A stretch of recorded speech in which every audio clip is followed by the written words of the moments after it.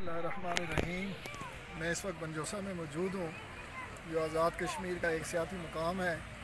मेरी पाकिस्तान फलाह पार्टी की तरफ से हुकूमत आज़ाद कश्मीर से और हुकूमत पाकिस्तान से गुजारिश है कि कोरोना से जहाँ पर बड़ी मुश्किलात आई हैं वहाँ पर सियाहत की इंडस्ट्री मुकम्मल तबाह हो गई है।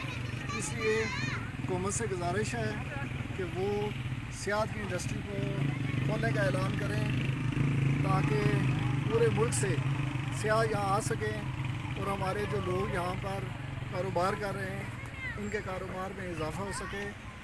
दो शोबे ऐसे हैं जो हुकूमत ने नज़रअंदाज किए हैं, एक तालीम का और दूसरा सियाहत का। तो मैं हुकूमत पाकिस्तान से और हुकूमत आज़ाद कश्मीर से पाकिस्तान फलाह पार्टी की तरफ से मुतालबा करता हूँ कि सियाहत पर पाबंदी फौरी ख़त्म की जाए। इंशाअल्लाह जितने भी इलाज होंगे सोशल डिस्टेंस के हवाले से या कोरोना की दीगर एहतियाती तदाबीर, सारे लोग उसका अमल दरामद करेंगे और लोगों को दोबारा यहाँ पर रिस्क मिलेगा और आवाम के लिए तफरीह के बेहतर मौके फराहम होंगे। बहुत शुक्रिया।